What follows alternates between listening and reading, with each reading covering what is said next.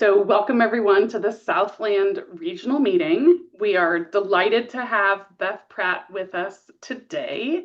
And Beth and I have interacted for a long time back when I was at the Planning and Conservation League years ago. But Beth is a powerhouse in the environmental movement. She works for the National Wildlife Federation as a regional executive director for the California Regional Center. And she calls it the best job in the world, which I have to say I would agree. Kind of anything in conservation is the best job, but she's got one of the coolest jobs. So from Yosemite to Yellowstone to P22, she has covered the bases of parks and advocacy and making animals relatable and understandable to the general public. So she's got a gift, and she is going to share that gift with us today, talking about wildlife corridors. And in case you were joining late, I did ask everyone to mute themselves so we have a clean recording. So if you could do that, I would appreciate it. And I will pass it over to Beth now, who's going to talk for about 30 minutes, and then we'll do Q&A for about 15. So if you just can't remember your question, go ahead and type it into the chat and we will get to those. And then when she's done with her presentation, we can also have folks raise their hand and we'll go back and forth that way. Beth, the floor is yours. Thank you. And thank you, Melanie, for inviting me. And thank you all for being here today. I'm going to talk about corridors in general, but also really do a deep dive into, which I know most of you are interested in and have been involved since the beginning, the Wallis Annenberg Crossing and where we're at on that. As you may have seen from the press, we just announced a date last week, December 2nd. So get ready for one of the biggest parties LA's ever seen. We will have both virtual and in-person ways to participate for that momentous day. So let me share my screen, and if I do things right, and again, I will leave plenty of time for questions, so do not worry about that. So I love starting with this image because, for me, ribbon cutting is actually just a starting off point. For the Wallis Annenberg Wildlife Crossing, by any scientific measure, is probably the most significant barrier to connectivity in all of the state, but it's not the only one. There's many more, and I'll talk about what we're doing after this. But, this really is P22's legacy, which is it's not just about this one crossing, it's this launching off point. And what I wanted to do today, Melanie asked me to talk about connectivity in general, as well as the Wallis Annenberg, is just talk about connectivity and what it means. And there may even be some things you haven't thought about in the context of connectivity. I know when I first started working on this project 14 years ago, I knew about wildlife crossings, and that was about it. I feel like I have a PhD in connectivity now after 14 years. And I think this really does challenge kind of the paradigm a lot of us, came up through in conservation. When I was getting, my biology field degrees and working in the environment, God, it's almost 40 years ago now. The dominant view sort of was this: you put aside an island of habitat, check the box, we're all good. But we now know, and this is what I love about science, that's not what works. Even the best protected places on the planet, like a Yosemite, wildlife is still struggling because they don't recognize borders, or the Santa Monica Mountains, which has plenty of open space, but wildlife is still struggling because of this lack of connectivity. So, I think thinking about what connectivity means enables us to do our jobs better. And this is challenging, though. For me, this is what I grew up with, thinking of what wildness should be, right? And this is Yellowstone. I worked in Yellowstone National Park for 4 years. I loved it, except it was freezing. But this is, I think, really what we need to start thinking about. Now, I am not at all advocating for backing off on protections over my dead body. Would you develop, one more square inch of a Yosemite or Yellowstone?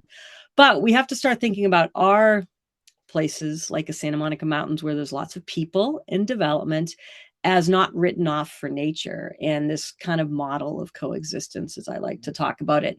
And that coexistence is, usually when we say coexistence, it's about, how we share the landscape with predators and, make sure that we're not doing things like putting out trash to attract them. But connectivity is a big piece of enabling us to coexist.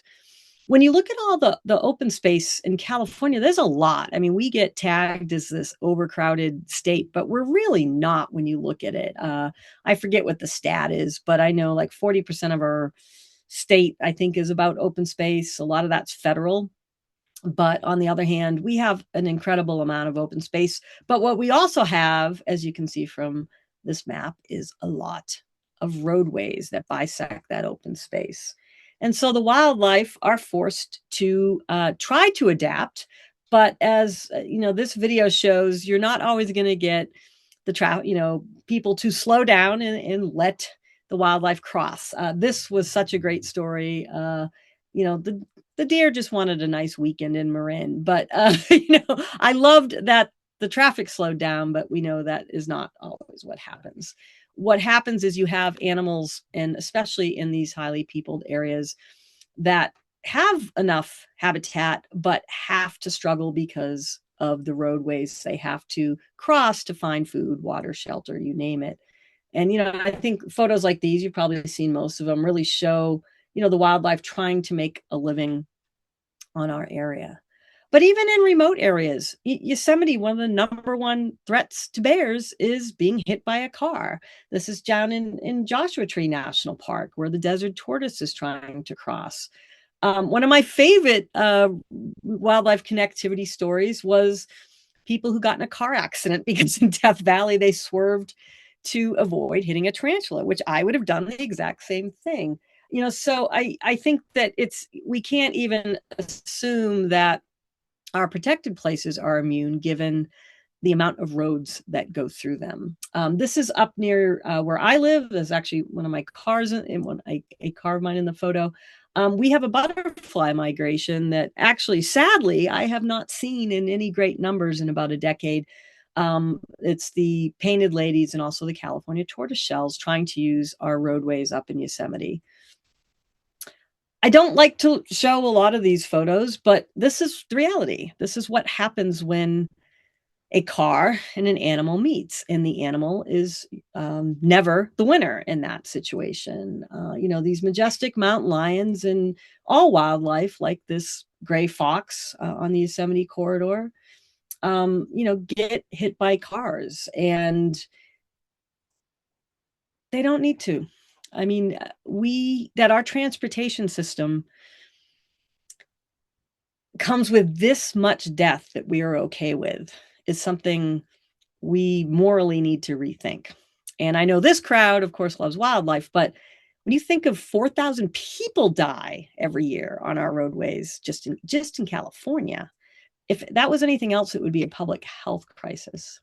So, I'm someone who loves to drive, but, as diving into this connectivity issue, it's really insane that we're okay with all this. And again, I know I'm speaking to the choir here.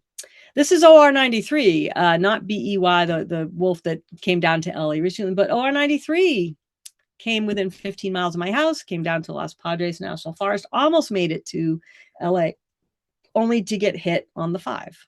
Right. So these animals need, especially wolves and mountain lions and bears, need large landscapes. So he made this incredible journey, yet could not, make it on our freeways.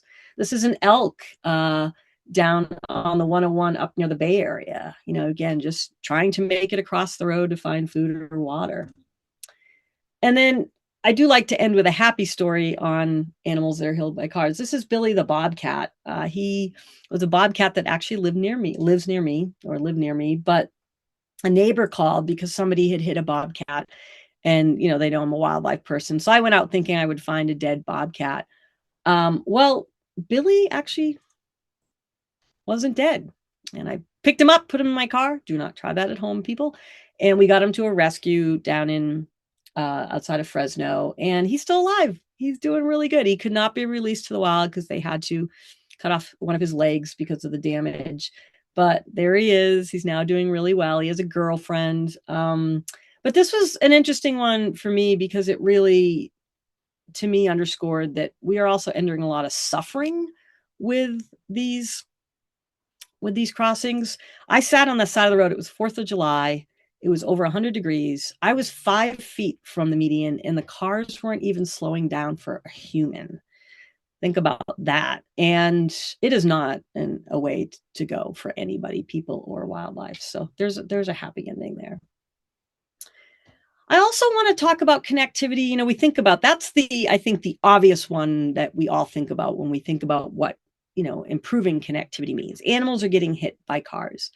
But the impacts of connectivity go much, much deeper than that. And for example, I love this headline because it talks about our plant nursery, which I'll get into later in the presentation. Plants need connectivity. We don't think about that, right? Because plants don't move, but plants need to be able to disperse seeds and be genetically healthy as well. And a one-on-one freeway actually impacts plant health as well. So connectivity is really important for plants too. And I would put that out. I mean, I won't get into too much detail, but again, we even get into fire resiliency. We are starting to bulldoze landscapes, which to me is incredibly short-sighted. We are going to be changing ecosystems when the most flammable thing on your property is your home. But that is fundamentally, we keep masticating like up near me. We're going to fundamentally change ecosystems because that is going to impede plant movement and disrupt our native plant landscape. We also don't think of water in terms of connectivity, but this video, if I could play it, my connection's not great, is whales trying to avoid ships from shipping lanes, bouncing back and forth, trying to get past them and can't. If you haven't seen this documentary, Google it. It's the best 15 minutes you'll ever spend. It is Tadpoles, the Big Little Migration, about how tadpoles migrated across a pond. And it is amazing what they have to do. And it leaves us to again think about, wow, even so much as where we boat and swim certain times of years can impede connectivity. It's not that we shouldn't do those things, but we should be a little more careful about when we do them and how we do them, like this area did, really having people kind of try to shift their recreational patterns during the time when it is baby toad time to do. I love this one. You can Google it again. Since I have such bandwidth, I can't play some of these videos, but this was a man, I think it was Canada, had a bear that was trying to walk through his yard to get to the river. And, there was no way for the bear to go through all these fences. So this guy said, you know what? I'm going to build a dog door for the bear. And indeed, the bear uses it. So such a simple way to help animals get to where they need to go that this guy did. Our border wall. I can't even, don't get me started. I mean, to say nothing of, the human rights issues around this. This is what happens when you put a solid wall in the middle of paths, not just for migration, but animals getting food or water. I just saw a video on Twitter. I have to track it down to make sure it's not AI, of a mountain lion trying to get through the fence to get to water because the wall's gone up. So, but again, something like a border wall we don't think about. Even recreation on beaches can impact animal life at certain times. And I love where I grew up on Cape Cod. There's a beach that literally cordons off for the plovers, an area where people cannot drive or even be during nesting time, which is great. This is a really cool connectivity infrastructure that I didn't know until we visited this place in Texas. Those are pelican poles. We also tend to think that birds do not need wildlife crossings, but they do. And what those pelican poles do is when birds are flying over places like this, they can't gauge the height to get over the cars. If there's no car getting across, they would just fly over the height of the lowest fence. And so by putting these poles up, the pelicans adjust their flight path, and then the incidence of getting killed goes down. So some simple things. Not everything needs to be a Wallis Annenberg crossing, thankfully.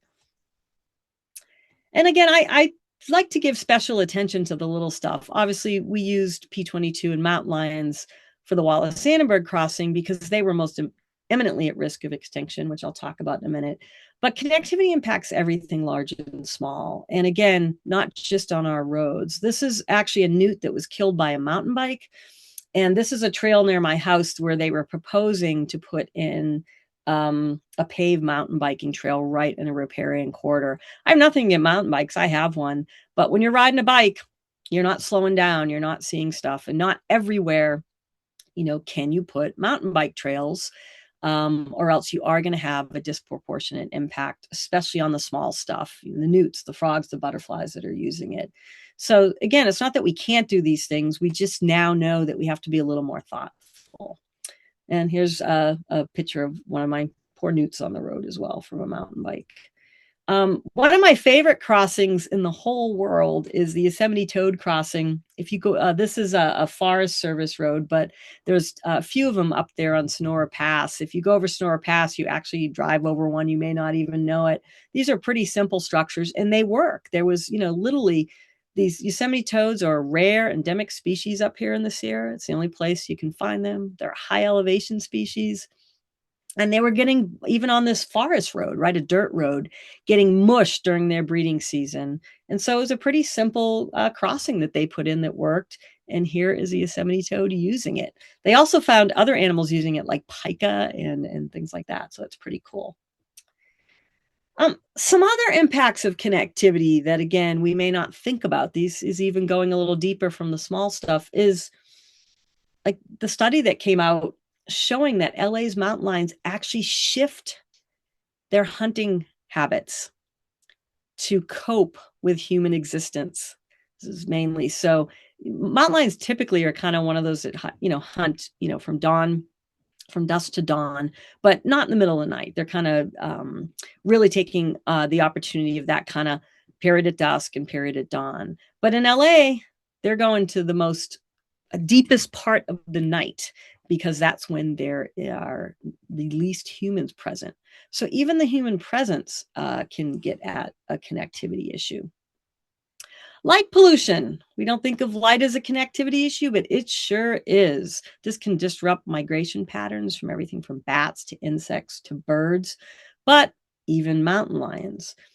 This is Dr. Travis Longcore, who does some incredible work on light pollution and who is working on our project to ensure that the light footprint is minimal. He took this is a photo of the Liberty Canyon site before construction began. And this was just taken a couple weeks ago. So you can see how that crossing is blocking light, which to animals, dark means safety. This is a photo I like to show of somebody's idea of a holiday light. It's called a Santa tracker up near me, that literally can be seen from 20 miles away. And so again, these light pollution is something I think is a massive component of connectivity we still have to contend with. And the good news is people are starting to recognize that this is an issue, from the International Dark Skies Initiative to just doing something simple like at your house, putting night sky friendly fixtures on there. And indeed, this is also a climate issue. Shut off your lights and save energy. You actually, security studies have shown if you leave your lights on all the time, it's actually more of a security risk because thieves break in and nothing looks unusual. Our noise, sound. We have to design sound walls on the Wallis Annenberg Wildlife Crossing. Now, that is something a lot of other crossings don't have to do, because some crossings I visit get 10,000 cars a year. We get 300 to 400,000 cars a day. And so we had to really contend with getting that noise footprint down. So again, quiet is safety to animals, even on the approach. But even if you're on a trail, I mean, the newest thing, which is literally drives me nuts, is people on trails with radios or playing music. Again, it's not just an annoyance to those of us who want to listen to bird song. It is actually deterring wildlife from doing what they need to do in some instances. So noise is also a connectivity issue. I know this one can be controversial. I love cats. I have two of them. They are indoor. Cats are a connectivity issue. I had some neighborhood cats take out all the frogs in my frog pond one day. But if you have especially birds trying to disperse and migrate, only to be killed in great numbers, that is also a connectivity issue. So I went through a lot of those fast, but I just wanted to throw out there kind of almost, lightning style, some other things to think about when you think about connectivity. It is not just about getting the animals who get killed across the road from point A from point B. There's so much more to that. For me, the story of P22 is everything. I think it took the story of connectivity off a scientific paper and in real time showed people all over the world what it meant to be a wild animal in a fragmented landscape.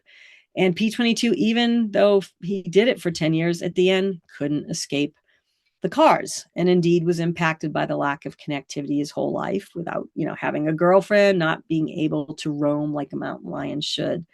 This is the photo of P22 that is the famous one, but my favorite photo that Steve Winter took is this one because it really shows what P22 had to contend with every day and what obviously all his mountain lion friends did.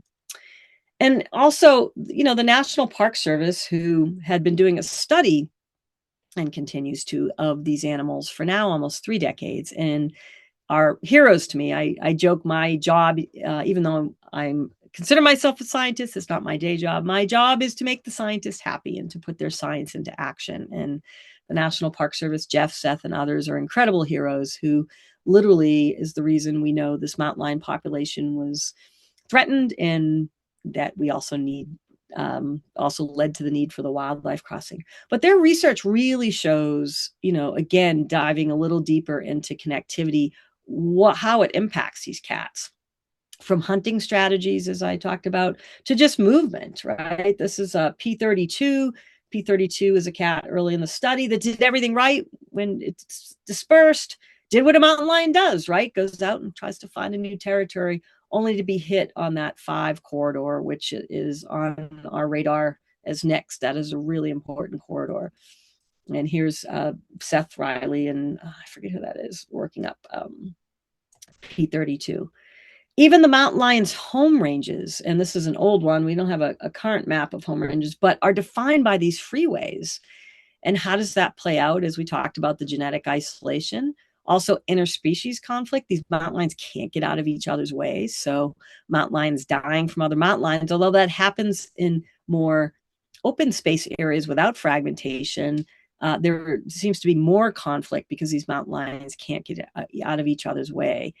And that played out right on camera. Some of you might remember on the 405 years ago, I forget, was it P62? I always get the numbers mixed up, had literally crossed the 405 and came into, that corridor between the 405 and the 101.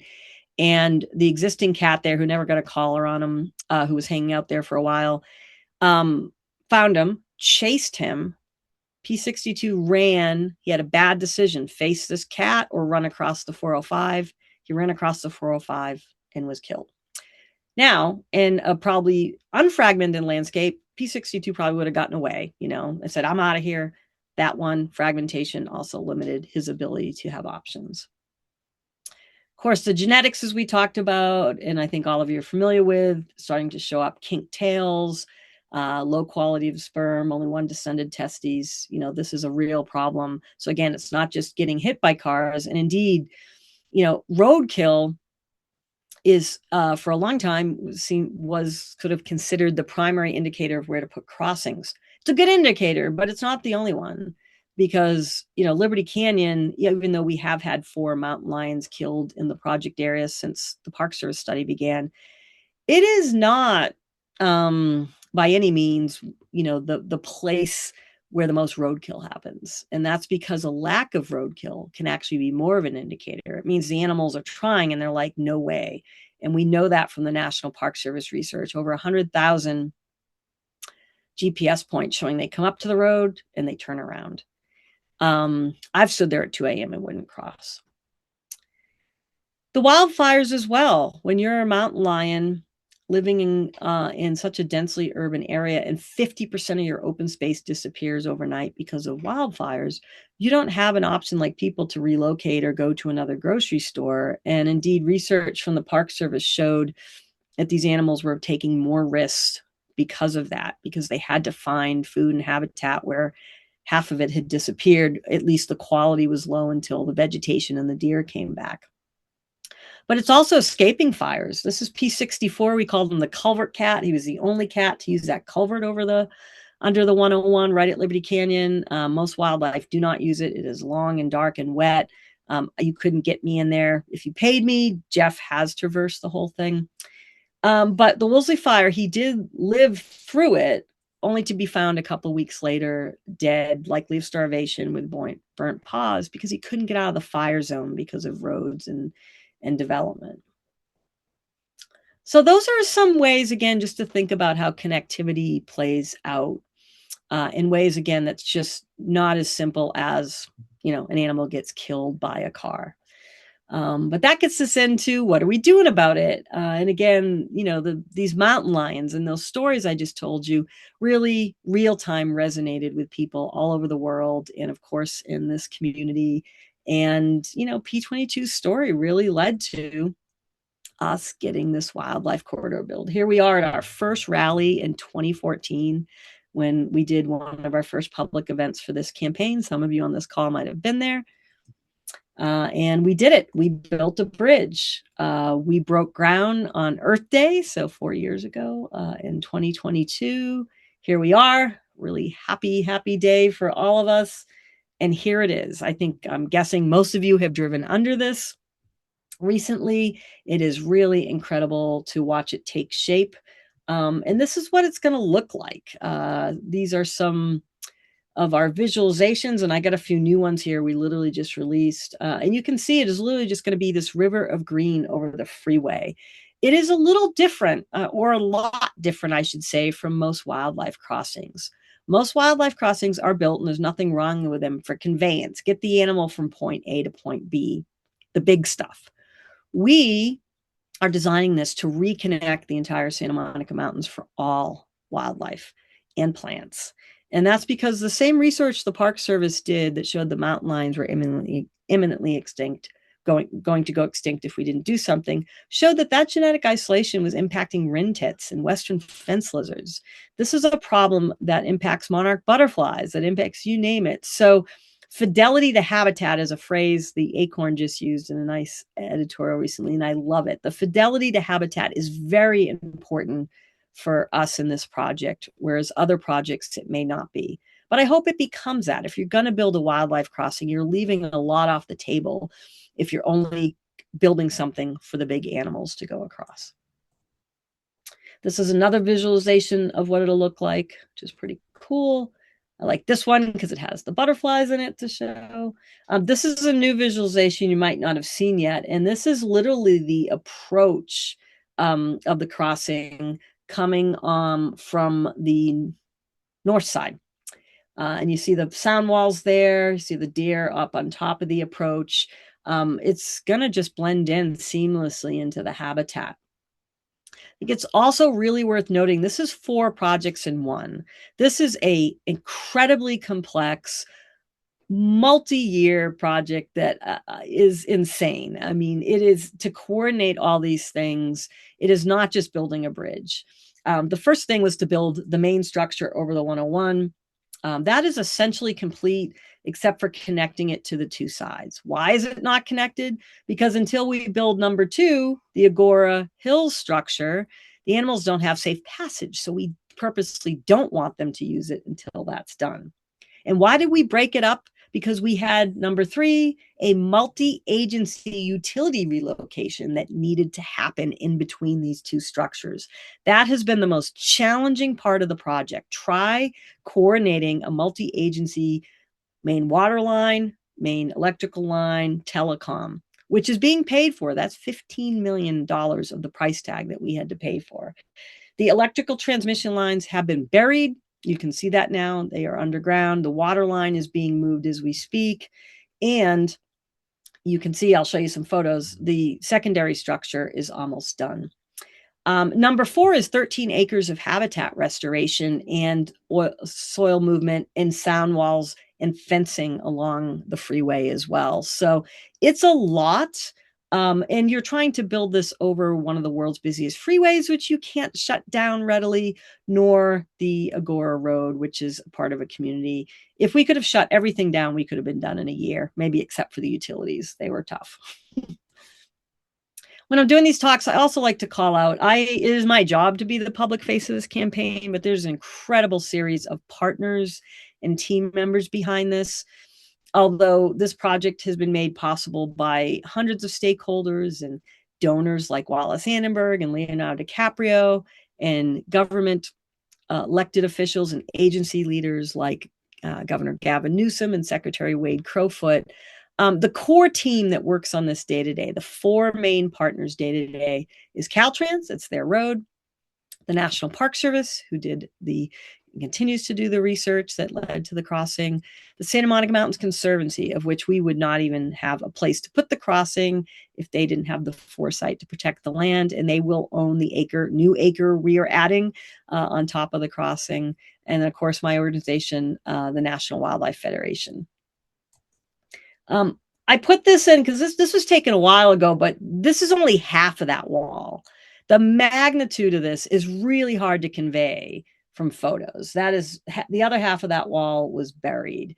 Building a structure like this for soil and water, you need more supports than just for cars.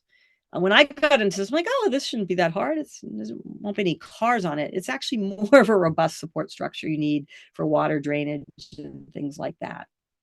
So where are we at? If you've been following this, you know that we put the first soil in last April. Here's Jeff Sikich, one of the scientists, touching. For me, this is where the project really started getting its soul. For so long, it had been concrete and rebar, and here we are. Here's the ecological component of it starting to take shape. It was really fun to get that first soil on. We started last fall through this year, putting in the first native plants. And the native plant nursery, to me, is such an incredible piece of the story. Again, this is different from other crossings. It just would have thrown up some easy to maintain plants. This is all paid for through private donations, not through Caltrans. We wanted to do it on top of what the typical Caltrans was. And you have these incredible plant nursery folks, including Catherine, Julia, and Jose, literally gathered 1 million hyperlocal seeds within a 5-mile radius and have been raising them. The first 5,000 started going on the bridge last October. They are growing 50,000 more to put both on the secondary structure and as part of the 13-acre habitat restoration. Here's a photo from the plant nursery. It's, again, a really cool part of the project. And here I am with Julia putting in some of the first plants last year, which was pretty cool. This is what has to take place under the structure. It is an intricate thing you have to do with layers and layers to put a habitat over a freeway. It isn't just like buying a little garden box at Home Depot and throwing some soil in. You need drainage, you need substrate layers, all these things to make it happen. And you can see what is underneath that habitat as it took shape. If you've driven by it too, the vegetated sound walls on the outside, the poppies are starting to show. It is incredible to watch this habitat come to life. This is what, kind of a recent photo. You can see some of the plant life really taking shape. And for me, what's cool is it's starting to blend into the landscape. This is taken pretty recently. So what's happening right now is the secondary structure for Agora Hills is going up. In fact, they probably, if you live locally or want to get on the live construction camera, 101wildlifecrossing.org, you can 24/7 see what's going on. But they were pouring the concrete when I was there last week. They had poured the concrete for this section. They were starting to take off the forms. So you can start seeing that abutment wall on one side. They're going to pour on the other side. The structure itself should be finished by midsummer. And a lot of this work is moving soil and building up. You see the structure has a drop off right now. Soil's going up to that top. It is enough soil that has to be moved for this project to fill SoFi Stadium by half. It's pretty monumental. And you can see right here, that structure goes away. All that, gray you see is all going to be under new soil that's been moved. So I can't wait to be down there next week. I'm heading down again to see. I bet a lot of those forms are off. Again, you cannot see this from the freeway. I can't tell you how many emails I get. Nothing's going on. No, you can't see it from the freeway. You have to. Agora Road is where all the activity is happening right now. And there is stuff going on the crossing. They're up there watering the plants, weeding, maintaining some of the stuff, but you can't see that from the freeway either. And here is, this is actually from last week where they were moving some of the forms out. So again, can't wait to see that. I see Marcia. Good to see you, Marcia. A question. I'll just take that one because it relates. Most of the soil, not all, but when they actually built the 101 freeway and plowed through, they dumped it on the north side. We are literally excavating that out and putting it back to its rightful home. That's where a lot of the soil is coming from. So to me, that's very poetic too. And this will really show you the structure below. I think a lot of people, like, we've been working on the Agora Road structure since last year. It took 140, 80 to 90 foot support structures being drilled in that area because of how the soil and how the geology works. There's a lot that goes on underground here, and I think it's really worth noting. It's not just what you see above ground. And here's a recent photo from the hill. If you've ever hiked up that side, it's really cool. It's a all uphill, but a short hike and well worth the view. Or again, you can check in our wildlife camera and get it. As you can see on that photo where all that gray is, where that support structure is all going to be under soil. You're not going to see any of it. And again, if you go back to the visualizations, you're just going to see this habitat go right over. To close here, I wanted to end with the crossing's already being used. It's not even done yet. So this is really cool. It was a year and a half ago. Travis was out doing some light readings and they watched a barn owl circle and fly over where the girders had been placed. So again, for the first time in decades, the freeway got dark and the wildlife's responding. This is Bob. Bob is a western fence lizard or common side blotch, whatever. We have a few of each up there, who lives on top of the crossing. We also have an unnamed rattlesnake that lives on the bottom stairs to access the crossing. So the wildlife's moving in. We have a herd of deer that is literally walking on the construction site and approaching it almost every day, almost like they can sense what's coming. And we are on our website taking votes for what animal you think. It's the SaveLACougars.org website. Will cross first. My money was on coyote for a while, but I actually think it's going to be the mule deer now, so we'll see. And then for me, one of the best stories recently, some of you might have seen this if you read the news, because I told this story on Earth Day. I actually study butterflies. Again, people know me as the cougar lady, but I love the small stuff too. And I was driving down a couple weeks ago, and the painted lady migration was taking place, and I was on the 99 just hitting so many of them. I felt terrible. But I get up to the top of the crossing, and this is actually an American lady, not a painted lady. I don't have a good video of the painted lady up there, but I do have a photo. And this is what I see: butterflies on the crossing. American ladies, painted ladies, sulfurs. It was amazing. And so again, for the first time in decades, these butterflies had a safe passage across the 101. So that was pretty cool to see. And just also ending with, again, this is a starting point. This project was declared one of the most influential projects in the world in 2022, up there with the Human Genome Project and the James Webb Telescope. Wow, right? Senator Padilla, a couple years ago, introduced bipartisan legislation federally with a photo of P-22 next to him. Wallis Annenberg, before she passed away, and I am so sad she's not going to be there to cut the ribbon, said, "Beth, I want to do more." And I'm like, I'm in. And she helped me form the Wildlife Crossing Fund, and I'll actually be moving into there full-time, still be overseeing the Wallis Annenberg Crossing, but we are getting ready to do more.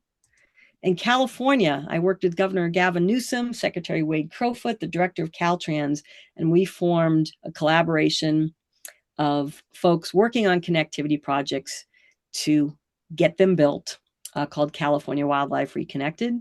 You can join this. It's a wonderful collaboration open to all working on connectivity issues. I think most of you know about the book Crossings. If you don't, read it now. A lot of those things I touched upon at the beginning, Ben is an excellent writer who goes into great detail how the lack of connectivity and how roads are so impactful on our planet in ways that perhaps you might not even have thought about before. And I'll just end with that, P22 is such a great example of people coming together around a love of an animal. And I consult on a lot of crossings. I'll help anybody who calls. And you don't need megafauna. I think that just find your P22. People have come together around butterflies like monarchs, for example. Look at how bees, used to have a bad rap and now everybody loves bees, right? You can do this with any animal, connecting to a sense of place. And I think that in a time where we agree on very little, I think we can all agree we don't want wildlife squished when they're trying to get across a road.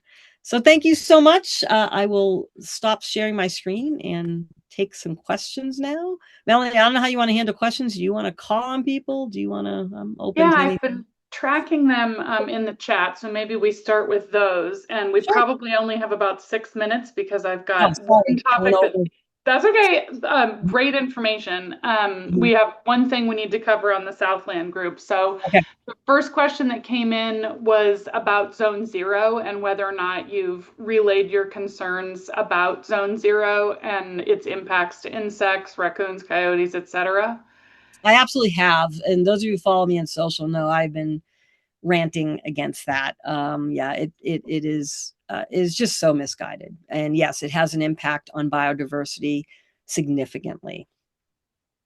Excellent. And then Barbara's asking, is there research showing the effect of roads on biodiversity in rural areas? Yeah, there's research almost everywhere, especially we don't have as much as we'd hope.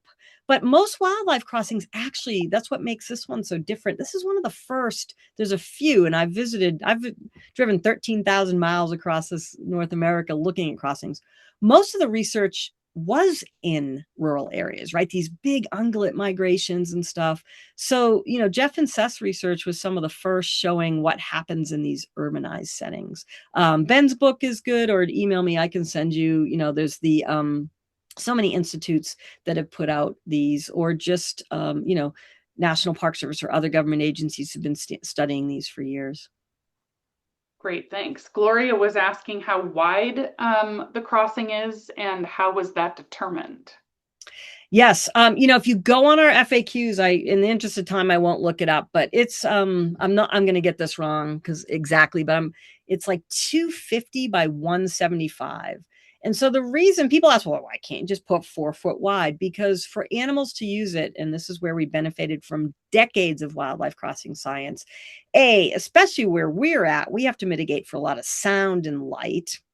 But for every foot long you have to go, you have to widen it so that, again, the animals don't feel like they're in a fake enclosed setting, right? And that also get into the soundproofing and light proofing. So that was what we benefited from decades of science, is we knew that ratio. Excellent. And a couple other questions that relate to the crossing itself. How much cement does a crossing like that usually use? Oh my God. Listen, ours is on a scale. We were getting compared to the Colorado one recently. I visited that one. It's not even close. I could have built that one. It was a straight shot across the freeway, no utility, no slope, no creek bed, one structure. It's an incredible crossing. I forget, I think we had 26 million pounds of concrete just on the 101 structure. So I don't know the exact answer, but it's a lot. All But right. ours is on the scale. Most crossings do not have to be this big, but most crossings are not being built over the 101 freeway. Mhm. Absolutely. That's a ginormous freeway. A follow-up question still on the same corridor. Once everything's planted, the bridge is completed, are you going to be subject to brush clearance or is it going to be left alone? Oh, no, that's a good question. We're going to maintain the native landscape. So MRCA does a lot of it. Is going to be part of the Santa Monica Mountains Conservancy, MRCA. Again, they already steward the land on both sides. They're going to steward the acres. So we do have an irrigation system on the crossing, and they'll be doing what they normally do with their landscape. Mm-hmm. And then last one on the specific crossing, are there going to be fences that lead animals to the overcrossing? Absolutely. That's part of this phase right now. It's going to be 2 miles of fencing on either side, to actually limit the animals off options. It's called exclusionary fencing. In some of these rural areas, they'll do it for a lot longer. But again, we're hitting private property. It's a little hard to do that here. Absolutely. Next one, generic question. Have similar projects been built in the US or other parts of the world? Yeah, wildlife crossings are nothing new. They have been the first crossing, I think, went in France in the 50s. You have especially the western states where the big ungulate migrations have been doing these for years. The first crossings in the US, I think, in the 70s, Nevada, Florida, New Jersey, of all places. Isn't that a weird one? But they did. I visited it. So they have been done. Again, they're nothing new. What is pretty new, and we're benefiting from decades of wildlife crossing science, but nobody's ever attempted to do it in such an urban area. So that's where we're actually contributing to the body of work, and hopefully some of the models we've come up with to mitigate the urban challenges that go with the crossing will help others. The only other crossing that I visited that comes even close is there's one in San Antonio. It was built between two parks. It's a great crossing. That's the only other real urban one. At least, they're starting to pop up now, but that's what makes ours different. I would say the other thing that makes ours different too is we're building it for a whole ecological system. Again, that genetic connectivity, not just roadkill. Most of these are built to get animals across the road to mitigate against, like the Parley Summit one on 80, a slaughter alley. If you didn't build those crossings, would like the elk and deer go extinct? Probably not. There's a lot of them, but they would start. We really are addressing a roadkill issue, but we're addressing a whole different problem than a lot of these wildlife crossings. We have a whole mountain range, the Santa Monica Mountains, cut off from the rest of the world because of the 101. I can't find any precedent for that. Yep. And I'm going to email you a couple questions that came in that we're not going to have time to answer, and maybe I can send the answers out. But Absolutely. we'll end on one about kind of global efforts. So Cassie asked a question about Africa and developing countries and the need for data and solutions to ensure wildlife there can thrive. Do you know anything about those efforts? I do. I'm actually working with some international groups too as part of the Wildlife Crossing Fund. Although we have the most, game in the United States right now, we are looking internationally. I've actually been to Africa twice with Jeff Sikich, the lead biologist, looking at what they're doing over there. I'd say in some respects, like a place like Africa is a little easier because we're getting at the infrastructure before they build it, right? That's key. If you can just build these crossings in when you're building the roads, it's much easier than retrofitting like a Liberty Canyon. On the other hand, there's some pretty formidable challenges with that, but they're having some of the same coexistence issues. Their railroads pop up as being a pretty formidable challenge there, which is a different riff on that. But so the short answer is yes. Excellent. All right. Well, let's, in our own way, whether it's unmuting to say thanks or clapping or doing an emoji of some kind. Thank you, Beth, so much for your presentation. I appreciate everyone that's not in the Southland that joined this particular Thank you. video. And I will be posting it to YouTube and sharing the link out through all of the different coalitions. So watch for that. And we'll go ahead and excuse everyone that's not in the Southland. And if my Southland folks can stay on, we have 8 minutes to decide our Advocacy Day topic. Sorry about that. And no, also, it's all good. If I didn't answer your question, folks, please feel free to email me directly too. But thank you for having me today. Thanks so much, Beth. Take care. Yep. Take care. Bye-bye.